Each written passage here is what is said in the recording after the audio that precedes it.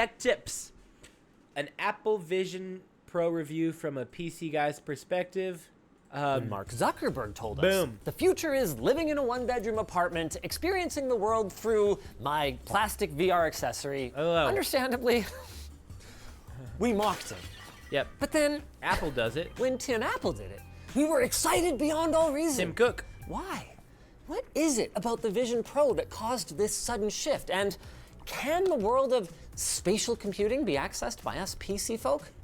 It turns out the answer is yes. Oh, what? So let's talk about why the Vision Pro is the most exciting piece of technology that I've used in years. Oh, and sponsor. why I can't wait to pack it up and put it away. The intro's back! Odoo. Their all-in-one software will let you focus.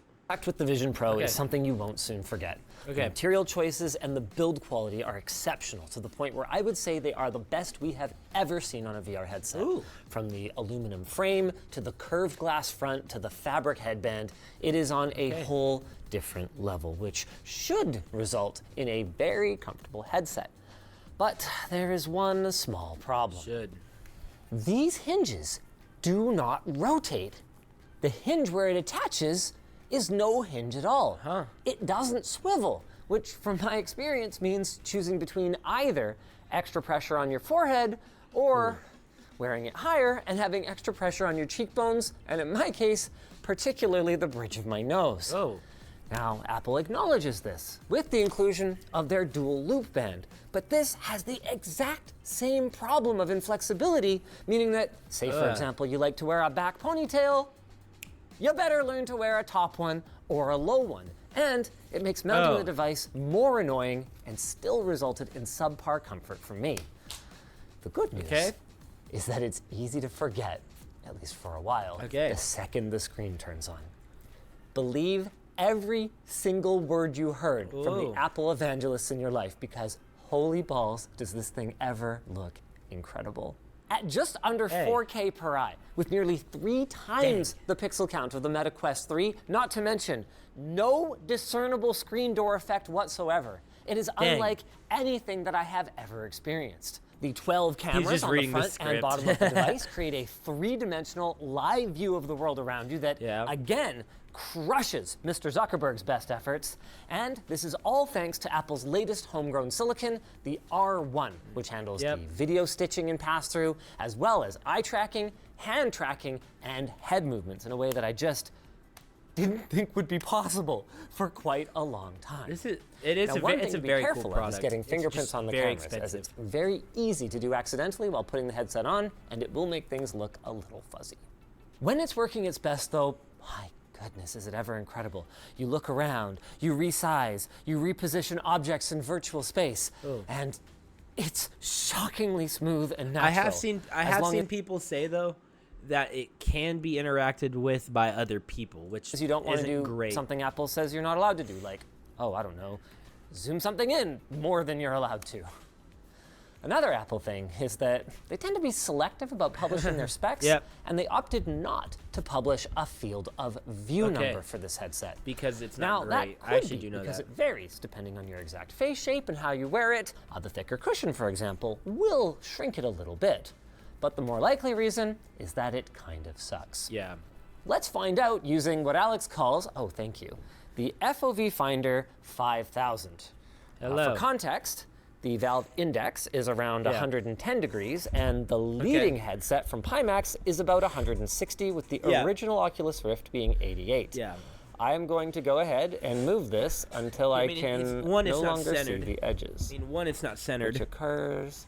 That's 79 degrees. That's really not good. Well, that's not very good, is it? That test actually wasn't 100% accurate because we measured the FOV of the cameras, not Linus's actual FOV, which would be a little bit larger because Apple is distorting stuff. So look, if I put this on right here and look at this grid on the wall, when I look at it straight on, everything seems to be pretty straight in the middle, and then on the sides it'll be curved. But if I look at the corner, it is actively compensating for those distortions in my eyes. What's even more surprising is that if I go in here, take off the light guard, and put it on like this, My expectation was that the camera's FOV would stay the same, but it actually gets much larger. So before I could only see about the edges of this, now I can see all the way out to here, which is why you can get between like 90 up all the way to 110 on this. That's not and it's bad. using the eye tracking to actively compensate for those differences. Of course, Apple has made great, it but it's not abundantly clear that the terrible. Vision Pro is not a VR headset. It is a spatial computing device for professional work. Yep. It's meant for serious things. So, naturally, the So first thing silly. we wanted to do was So game on silly. it, because on paper, I've seen people play should be Fortnite on very it, good. though. I have seen people play Fortnite on this. for an Apple Arcade subscription later, and we're in. The headliner game for the Apple Vision Pro appears to be Super Fruit Ninja. And I can't think of a better game to illustrate both its incredible strengths and its complete and utter failings. So let's go ahead and fire it up. Look at this, you guys. Everything around me, in spite of the high resolution of these displays, is rendered in crystal clear image quality with no discernible frame rate drops. It is far and away the best that I have ever seen on a headset. And that is thanks to the same M2 Slice chip that as watermelon. the current MacBooks. Wow. And this too. Apple's environmental mapping and M2? the I thought they were on solidity the of the M3. placement of virtual objects in the real world makes everything else I've ever seen look like a cheap toy in comparison. Unfortunately, the whole thing falls apart the second you try to interact with the game. It's not Remember when I great. said no It's not frame rate great. drops? I have seen this. I actually have seen this. I know it's not great. It doesn't always register. In a traditional inside-out headset, like the Quest 3 or the PSVR 2, not only are there cameras tracking where your hands are, there are gyros, thank you, and accelerometers inside the controllers that will handle quick movements, fine movements, Look at the or red fill line in on the his gaps head, dude. during any times when your hands are not visible or the cameras temporarily lose tracking for some reason. Look at the red lines. Without that accelerometer bad. input, the Vision Pro simply doesn't have the tracking fidelity for a game like Fruit Ninja, with every single loss that I experienced on the device feeling like the Apple Vision Pro was to blame, not my skills. I mean, there's a little bit of both. Hey. And honestly, playing anything but the slowest paced of iPad apps made me feel pretty much the same way. I just immediately wanted my stupid slab of glass back. Of course, we went into this knowing the Vision Pro isn't a VR gaming headset, so why don't we move on to one of its greatest strengths? Putting an enormous high-fidelity display anywhere you want, and then using that to play real games. Now, I went into this assuming that getting Windows working on this headset would be a chore and a half, or at least 1.3 chores. I mean, Apple doesn't even let you buy the Vision Pro if you don't already have a reasonably current iPhone. But as it turns out, the process is incredibly simple. If you only want to play games, all you've got to do is download the Steam Link iPad app from the App Store, choose what computer you want to stream from, and it figures out the rest. I mean, is that something or what? What kind of absolute mad lad would have a TV this big? Whee! It's not great. It's a little laggy. Would I find it easier to play just looking at the laptop screen with the 12 milliseconds or so of pass-through?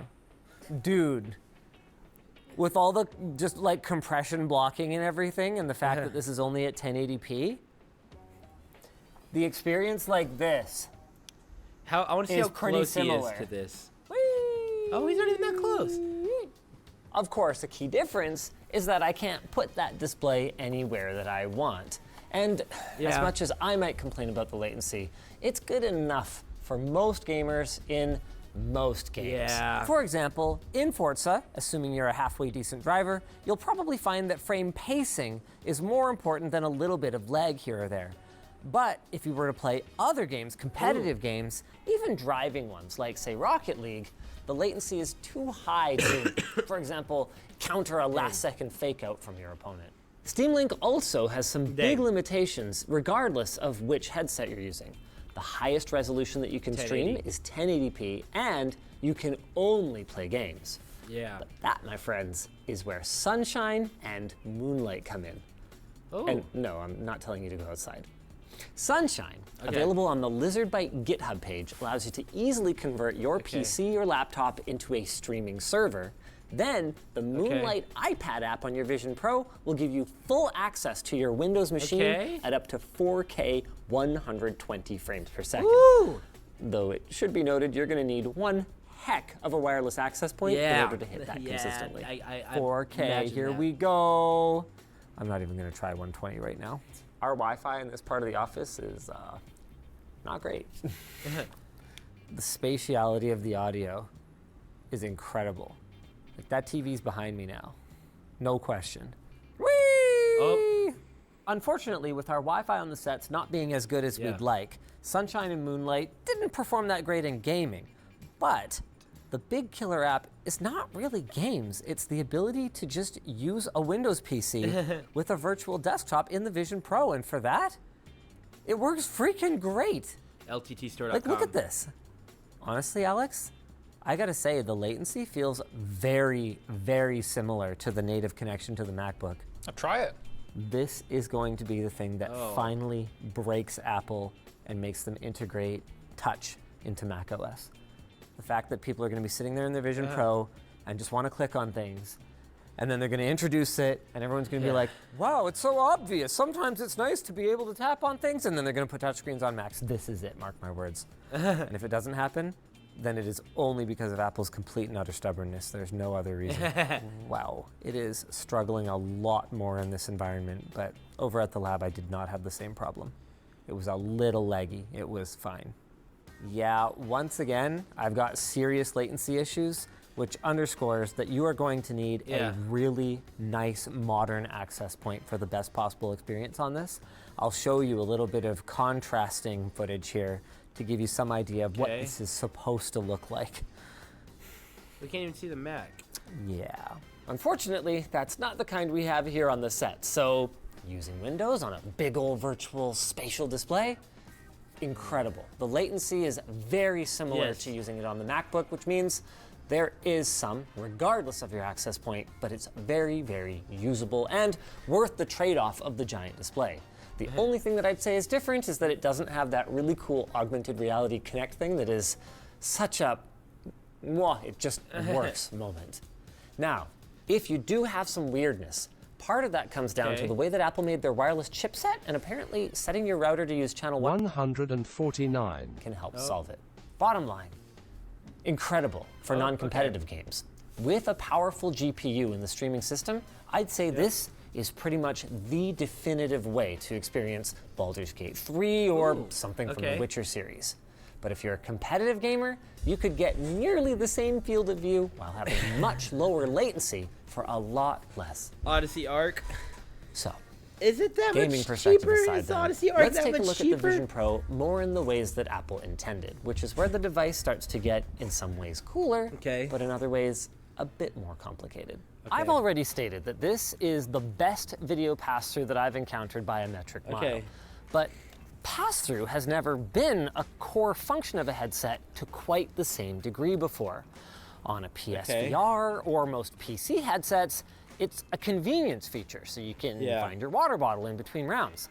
But on the Vision Pro, the expectation is that you're doing work, probably in an office with other humans, while in pass-through mode for extended periods of time, which can get rather strange because it literally warps your perception of reality. Oh yeah, that's really disorientating. They won't be seeing it in 3D, so they won't realize how this tree, like... You see, the camera distorts your perception of objects, particularly ones that are too close, and while the pass-through is shockingly low latency, allowing you to easily dodge a thrown object, the perception of depth, I have seen that. Really video everything before. That around video you is very funny. is going to be a bit off. The good news is that your brain is really good at compensating for this. So when you hear people say, yeah, the first 30 minutes was kind of weird, but then it just clicked, you can expect to have a pretty similar experience. Yes. The weird one, though, is that your brain also clicks the other way. So when you take the headset off, it's typical to have a minute or two of, Whoa, hold on a second before things click back into place. Speaking of things clicking into place, a big pet peeve of mine with this product is the complete inability to grab something in the virtual world and pin it in your peripheral vision while you go about the rest of your life. In fairness to Apple, the accuracy of the way that it takes an object and keeps it exactly where you left it is incredible. It's just that I don't always want to have to carry things around with me when I want to refer back to them, like this script. Another thing that bums me out, anytime I spent an extended period in pass-through, was the video fidelity. And look, I don't want to take anything away from what Apple has achieved here. It's very cool. I could never forget that I was looking at a video feed of the world through phone cameras. Compounding this issue is the fact that virtual content rendered by the Vision Pro is so high fidelity and so vibrant that the real world ends up looking drab and dull by comparison. Here, I can demonstrate this. That right there is a color checker classic on what is a, by all accounts, beautiful and color accurate screen. Yes. This is a color checker classic in the real world. Yep. See the difference? Looks dull. Another major issue is how it motion would look blur. through like a While the regular pixel camera. response times of this micro OLED display allow objects to look extremely crisp even when in motion, as you move your head, it's normal for the whole world to end up looking and feeling a little bit jello-y. Also, Apple is regularly forced to use weird shutter angles in order to compensate for the flickering of see lights the, around you, which can in some cases cause them teleprompter. to have to crank the ISO, adding a bunch of noise to the image, teleprompter on there. even in This is a cool well-lit video to rooms. look at, though. While we spent a lot of time so can far see talking what's about on, things like- you can do with the Vision Pro, it- I actually spent most of my time with the device doing what you are It's very cool. You can see like how they do their videos. This is a very cool video. supposed very to do, interesting. which is professional work Yep. in my own virtual space. And it can Oh, this be is that new. This is that Corsair desk, really right? sweet. I love being able to take private notes in a meeting or work on sensitive material in a group setting. But the problem is that it cuts both ways. One of the first things that I wanted to do was share a document with someone and mark it up together. And yeah, It doesn't put it on the because there's laptop no screen. obvious way to mirror my MacBook's display, I had to use a bizarre workaround that involved screen sharing from inside the Vision Pro to a video conference with someone who was sitting there on a laptop next to me in the same room. Yeah, no, that's Also, even dumb. if all you want to do is work privately, the whole setup can be a bit of a chore. I mean, the Vision Pro sounds like having your own personal Colin holding a TV for you and then allowing it to be repositioned and float effortlessly wherever you want. But in practice, I just don't really often need to do that. And neither do a lot of people. For example, Nicole. Here's a real person doing real work. For a fraction of the cost of a Vision Pro, she has multiple 4K displays all within her field of view at once. And this is how much she has to move her head in order to look between them. Wow. Again, I appreciate this thing for the Nicole. technological marvel that it is. A 4K display in a single square inch? But Dang. for optimal text clarity, you need to use most of those pixels, meaning that the virtual monitor needs to be absolutely massive for the Vision Pro to really shine, making your workspace feel less like this and more like this. Alex. Obviously, this demo is meant to be illustrative more than literal. For one thing, the Vision Pro does not currently support more than one MacBook display, and we have 5. Also, it's more like having a much larger TV that is quite a bit farther cars. away. And that is a good thing in the sense that you'll be focusing more than a few feet in front of you. But I still found that in spite of that, eye strain was a big problem for me if I spent more than an hour or so in spatial computing land. Dang. Making this productivity problem worse is the fact that at this time, the Vision Pro doesn't allow you to save your layouts. So every time you want to get back into it, you've got to put it on, authenticate, connect to your MacBook, Yeah. resize that display, open a Safari window, put that over there where you want it. Maybe your emails go over here. It's a lot of friction that our editors, for example, don't go through every time they want to sit down and get a couple hours of work done before their eyes and face hurt too much to continue. But none of that was my biggest disappointment. That actually came on day one, when I took home my Shiny Vision Pro, super excited to play with what is arguably the most revolutionary device to hit the market in years, and quickly realized there's nothing to do. You can experience things, you can watch TV, look at 3D models, you can play iPad apps with kind of janky controls, but I realized really quickly I wasn't having any fun. I know app support is going to expand rapidly, and in the near future, there will almost certainly be some really cool stuff to do. But at the moment, what's available ranges from boring to outright dystopian. So what is it good for? If you don't need it for work, I'd say watching stuff in your own private movie theater is the killer app. You can really appreciate the higher streaming quality of extras at lmg.gg/floatplane, and watching 3D movies in this thing is second to none. I think it's even safe to say that watching Encanto on the Vision Pro in 3D is the absolute best way to experience that movie. By myself. Yeah. It's just that for the price of a Vision Pro, I could get a flagship LG C3, I could get a coffee table and a couch, and then I could experience it with my friends. I mean, sure, it might not be as immersive, but I know which one I'd rather have. I'll be back in a minute, guys. First, I just gotta finish up this review. There's a bunch of people Honestly, that we recognize. I felt the in same that way clip. about spatial photos and videos.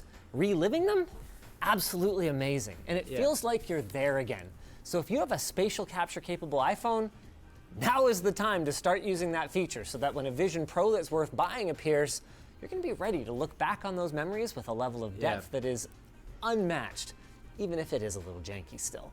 So for all my criticisms, I don't hate the Vision Pro, and I don't even think that it's bad. It's an incredible feat of engineering, and it delivers on its promise of enabling new ways of interacting with each other and with the world around us. It's just not for me, and not right now. I just can't think of a single thing that I would do with the Vision Pro that I wouldn't rather. Why is it lagging so much? Internet, please. do on a device that I already own. And Internet. think about it. For $3,500, almost $4,000 with a decent amount of storage, I could read on my Kindle, work on my laptop, watch shows on my TV, and game on my PS5. And I can practically hear you guys saying, well, yeah, but everything that you just said is true of the smartphone as well. This is your Ballmer moment, Linus. This is never going to take off. But guys, I'm not saying it's not going to take off. It will. It's just that there's a major hurdle that Apple needs to overcome. Not right now. And that's convenience. My smartphone, guess what, is also a worse version of everything else that I already own. The difference is that it's already in my pocket. The Vision Pro, on the other hand, well, at least this version of it, with its unwieldy shape and giant battery bank, is very, very not in my pocket. It's also not in this segue to our sponsor. No free sponsors. Great video. Good review of the Vision Pro. There's a lot of people that are overhyping it.